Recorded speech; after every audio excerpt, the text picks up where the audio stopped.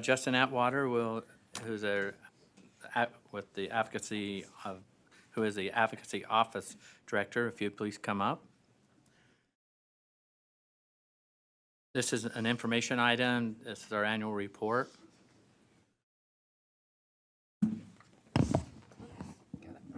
Thank you. Good afternoon, everyone. Thank you for making time for us on your busy agenda. We appreciate Paula also keeping us apprised of real time so we could come right at the right moment. It's been a few months since I had the opportunity to sit before you, and I hope that my presence is welcome, and I'm glad to see you again. The intention of my report today is pursuant to the statute that governs the Advocacy Office. We're required to report to this board on an annual basis.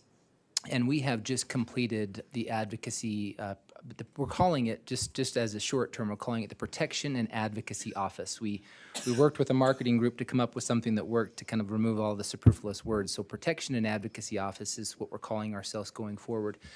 And one of our requirements pursuant to our statute is that we're required to stay informed and report to the beneficiaries.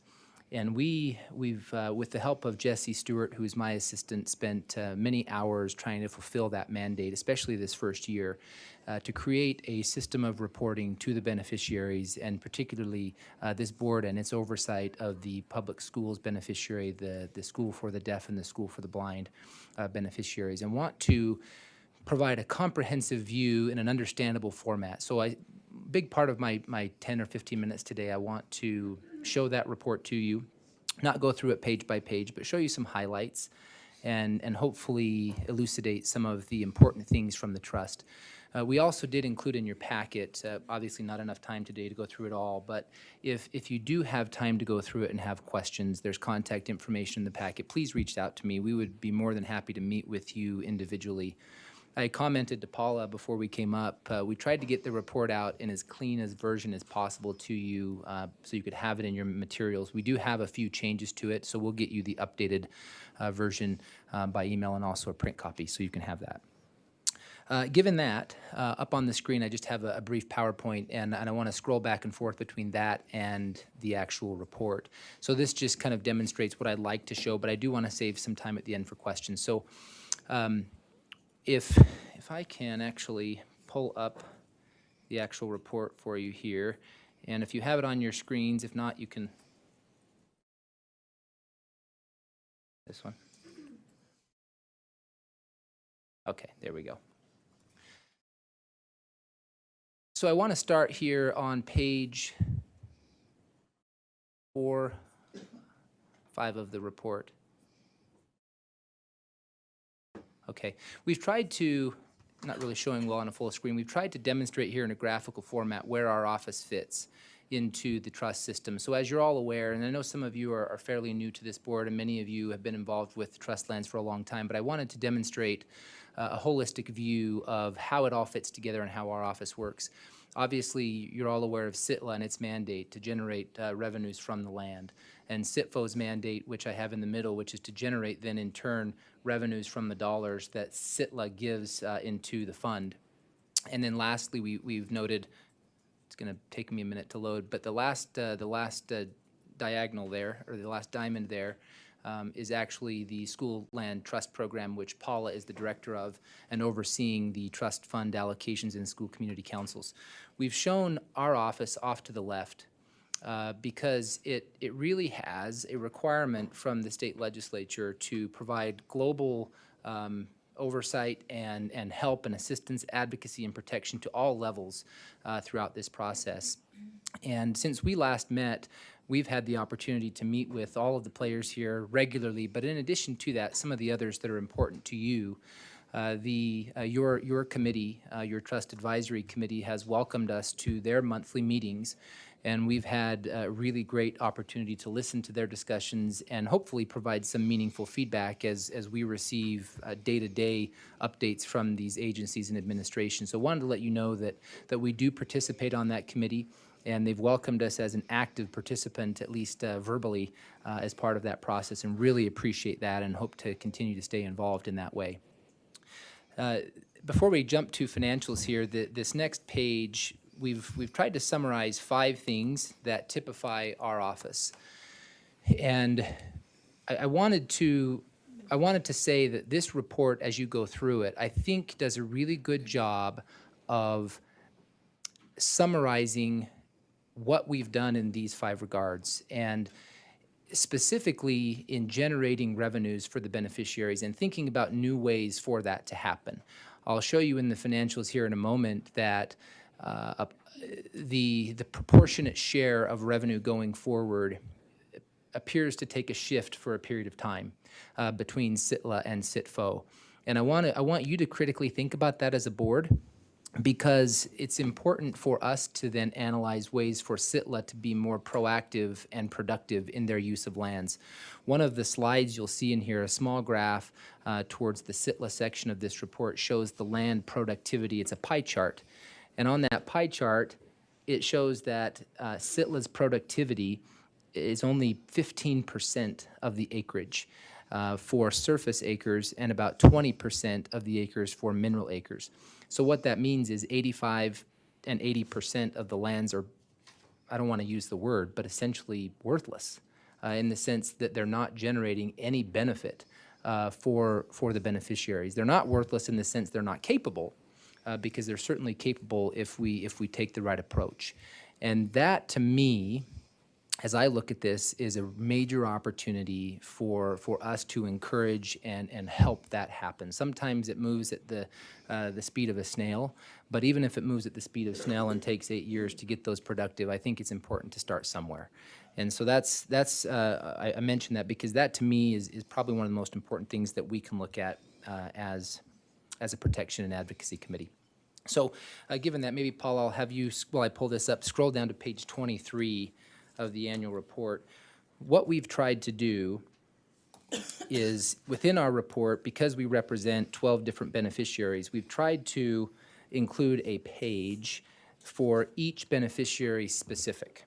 And I misspoke, it's page 25. So page 25 of our annual report is specific to the Common Schools or Public Schools Trust. And I want to highlight a few of those things for you. So in this report, we're showing essentially an asset report, the assets that the School Children's Trust actually owns and has beneficial right to through the trustees. And as you'll see on this report, there are a total of about 3.4 million acres of surface within the trust as a whole, and the School Children's Trust beneficially owns 3.264, or almost 97% of the overall trust, a very large percentage. And in fact, the remaining balance there is just over 100,000 acres that are owned by the other beneficiaries. So relatively speaking, not very much. And then likewise, the mineral acreage, of the 4.4 mineral acres, 4.13 are owned by the common schools.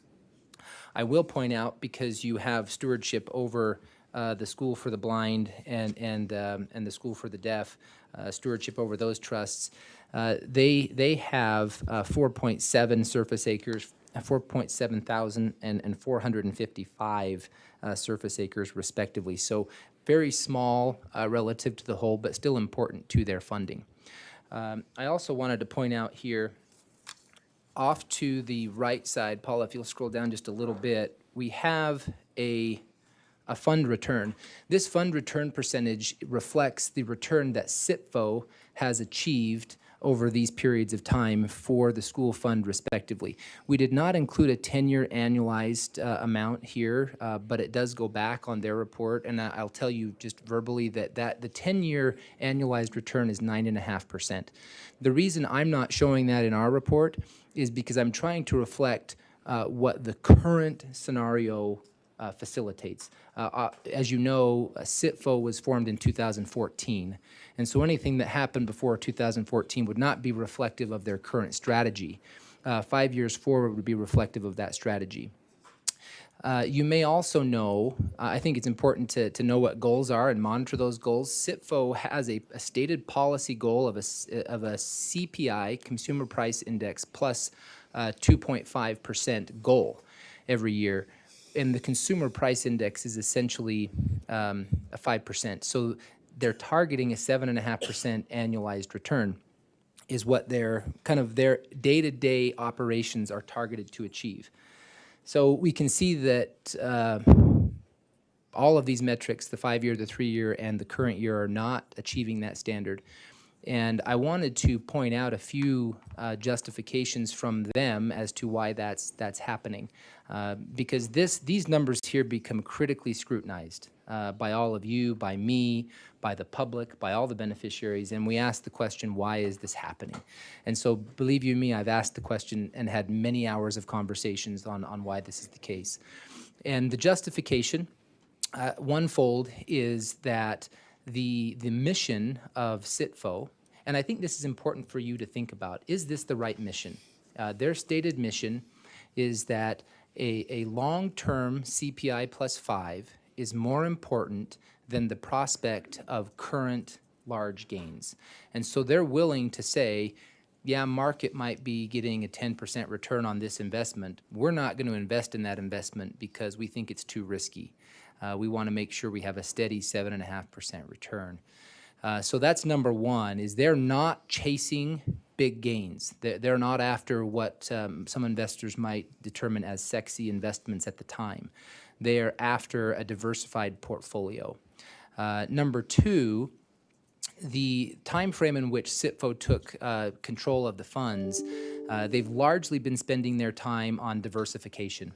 The treasurer previously managed these funds, and they were essentially placed in a standard 60-40 mutual fund type portfolio that we see. They've spent a lot of time diversifying the portfolio over the last 3 years, and in so diversifying, caught a very strange market trend as they were coming out of U.S. stocks and into more nebulous and discrete areas to diversify.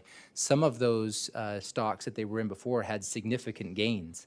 And so one could say, if this money were left with the treasurer, it probably would have achieved the 7.5%. But at the same time, we'd still be stuck in that scenario of diversification, and in a downturn, we would have lost more than what CITFO would lose, is kind of their argument. The second side of that is a lot of the funds they've pulled out of these things have not been reinvested due to the slow pace of private equity. And some of you are familiar with the J-curve concept, but it takes time for them to then reallocate those funds into private equity. And there are some idle funds or funds that have just recently been invested that are not starting to return dollars yet. They're infrastructure dollars and will return over time. So I don't state that as my justification or a justification that I think is sufficient, but that is the stated justification as to why we're seeing the return at 3.7% for fiscal 19 versus the stated objective of 7.5%. I've spoken with Peter Madsen, the director of CITFO, about this multiple times, and he's confident, and he gives me confidence that over time, they will achieve their policy. And we're being patient with that because we know that there are some of these limiting factors, but we hope there will become a time where we can look at him and say, now is the time. And so we're being cautiously watching this trend as it goes. Before I move on, are there any questions on that specifically, or any comments that you'd like me to pass on? Questions or comments? One thing that throws people off on these numbers is a lot of times we will do a comparable to maybe where we're at, or we might be in a 401k or something of that nature. And on these CITFO numbers, I think if I read that right, it's as of 6/30. So one period, one quarter definitely can affect.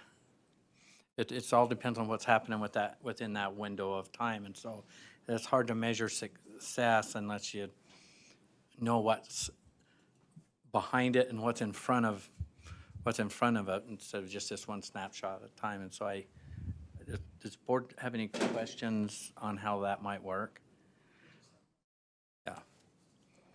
May, Chair. Yeah. Just the individual returns for the 5 years, do we have those? We could go back and see what the returns were for each individual year? Yes, we can get those to you. Yeah, they're not in the report, in this written report, so as to provide a summary, but we have those year by year.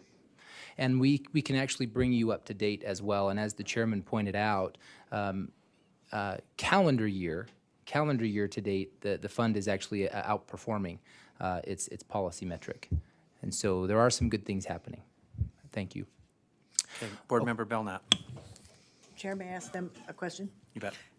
For clarity, what percentage did you say, what is it? I Yeah, couldn't remember. the 10-year annualized return, which is not shown on this Right. report, is 9.5%. It's 9.5, okay. Yes. I remember you said something, thank you. Yeah, and the hope and the goal is that over the next 10 years, we maintain that 9.5.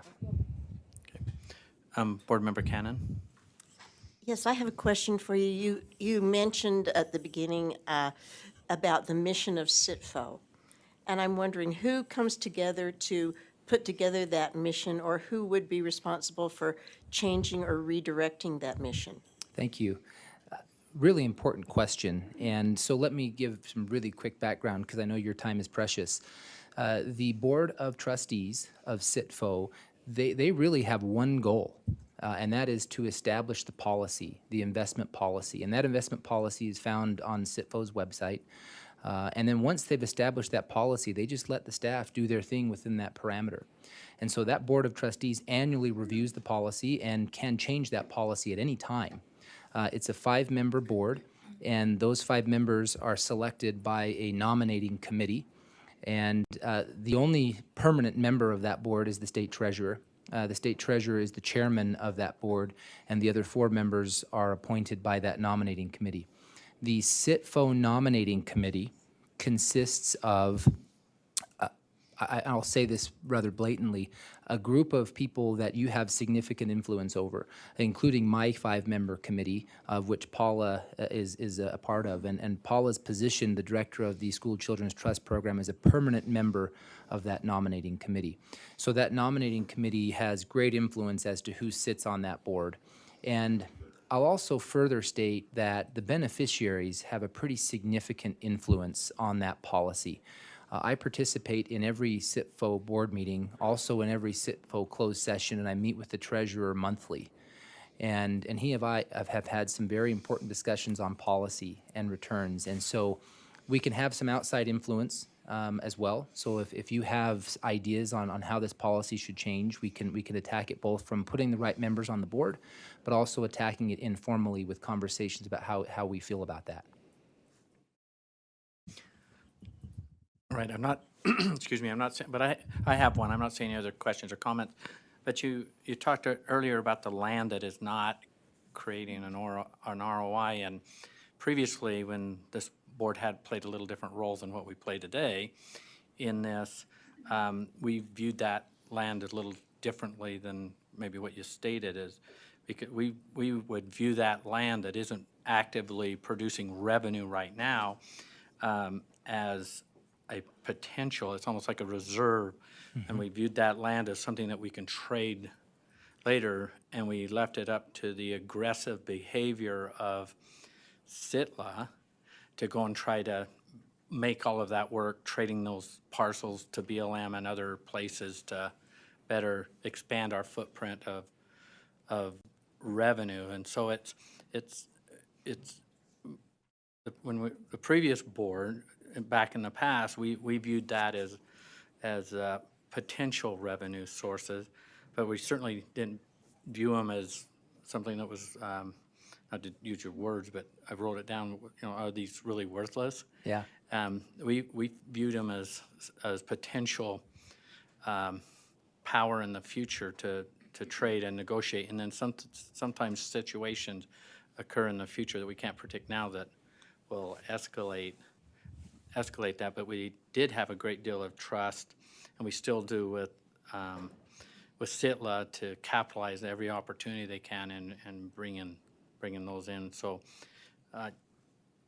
my question is, moving forward, is that still where CITLA is today? Is they view that as some kind of reserve potential bargaining chip to trade?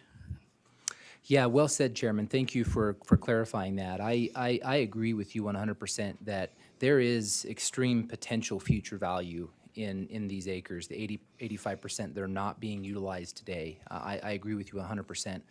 Where I want them to focus, SITLA to focus, is, as some of you pointed out, Chairman, like exchanges with the BLM and others. We're finding today that those can take up to 10 years. And so what I would like them to do is to try and project even further into the future rather than waiting for the current resources to diminish, start thinking 30 years out today and trying to maybe participate in some of these exchanges now with some of those lands, like the West Desert, for example. There are people within SITLA that study capabilities, mineral capabilities, oil capabilities, and they're trying to determine if there's anything there or if those need to be exchanged. So we're trying to encourage them to be a little more aggressive in planning long-term. So thank you. So if there's anything we can do to support that, let Thank us you. know. I appreciate your efforts in being aggressive, because that's what that was our trend in the past, is we Yeah. kind of kept that pressure, so thank you for keeping that going. Great, Okay, thank Board you. Member Davis. Could you share your conversations about what's been discussed about just risk tolerance, maybe how long you've got these mitigating factors that are causing these lower returns? I mean, how long do you let that ride before you make changes? Have the conversations been to that end? Yeah, great question, thank you. So the Board of Trustees of SITFO is fairly convinced that the policy they instituted in 2015 needs to be given a sufficient period of time before they really significantly tinker with the strategy. And from what the treasurer is telling me, is he thinks that that's at least a 7 to a 10-year period, of which we're in year 5. And so they do look at it annually and they do monitor trends, but they're not inclined to really change the strategy. And when they gave the 7 to 10-year window, really what they want to see, it's kind of strange for an investment group to say this, but they want to see a downturn. They want to see the market really have a bad year and see how this portfolio performs under those conditions. And their expectation is that it will outperform all other endowment type funds because of their strategy. And so the plan is to keep it consistent all the way through. If it doesn't work in a downturn, they'll have to really reconsider that. And I think that the parallel concept to that is if they're over that 10-year period, if they're not able to achieve their policy metric, they're going to need to probably take on some more risk and build their portfolio with some more risk. And I really like the question because I'm actually advocating for something that's a little bit off the beaten path, and we're developing this with them right now. We would like to see them take a subsection of the fund, a small portion of the fund, say $100 million, and be a little more aggressive, create a sub-fund with that, and maybe be more localized in the state of Utah, and try and find ways with operating companies, rural growth, grants, sorts of things where they can actually maybe have more of a hard touch on it day to day and try and be more aggressive with that component rather than viewing everything in that same bucket. So just some ideas that we're exploring to try and improve that risk tolerance, which I feel like they're doing the right thing in terms of trying to keep it steady, but at the same time, they're probably not thinking enough about some of the safer, higher returns they could. I'm not seeing any other questions or comments, so Okay. please continue. Where am I at time-wise? We're about out of time. Again, I don't want to take any more of your time than I needed to. The report's pretty robust. I do want to point out a couple trends just for you to think about as you think about ways to help the trust grow. We as an advocacy office, and when I say we, it's two, but the committee of 5 also has a big role in this. We want to, and I've included on the second to last page, the last page is a contact page, but the second to last page lists the agency goals and recommended actions. So we've tried to create a list of things that we want to be measured by in the coming year. So when we show up to this board in January of 2021, we want to be able to pull this list up and say, we have made movement in this regard with respect to some of these things. And one of the things that I'm really focused on for SITLA is there's 2 things, and I want you to be aware of these. One, Sitla has taken some major personnel steps in the last 6 months. They've hired 3 new deputy directors. They've also hired, starting this week, a chief operating officer, which is a position they've never had in the past. They've always relied on their director to kind of be that person. They've decided that they need that in order for them to be more actively managed and to somebody have a more broad grasp on what's happening within the trust. And we support that. And we're going to spend some significant time with that individual and try and bring that individual up to speed so they can create goals for Sitla, monitor those goals, encourage those goals, monitor performance in each project to see what's working and what's not working, and make decisions more mobily. Historically, they make decisions based on chunks of years.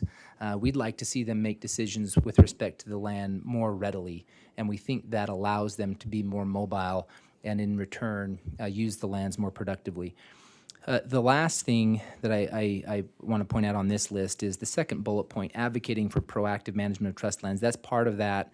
The other part of what I suggested there is I want to point out there's a project that you're familiar with, maybe familiar with. It's 100% school-owned, and it's called the Fort Pierce Industrial Park, and it's in St. George.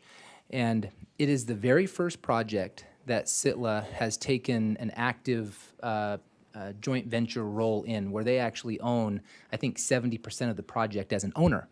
And they've done a pretty good job of diversifying their risk. So they're non-recourse loans on the project, but they get 70% of the revenues going forward. And of all of their projects, it's the highest internal rate of return project that they have. And including lands that they sell outright or development lands that they sell. And so I think that's a great lesson for Sitla to learn, to try and be more vertically integrated in their projects. I would like to see them sell less, generate more revenue, and keep the lands for a much longer period of time and find new ways, once those ways have diminished, to make revenues from the same land. That's what I think the founding fathers of our nation intended, was for this land to be used productively in perpetuity. And that's my goal, that's my hope, that's my expectation. So I know you are a wonderful resource in that, and I hope I can use you more often, and you'll feel welcome to call me anytime. So thank you for your time. Thank you. Any other questions, comments? I'm not seeing any. Thank you, and thank you, Paula, for being here, and look forward to seeing you more often than maybe just this annual report. So if you have something you want to visit with us about, certainly Paula knows how to get something on an agenda here. So Thank you. Thank you. Thank you for your service.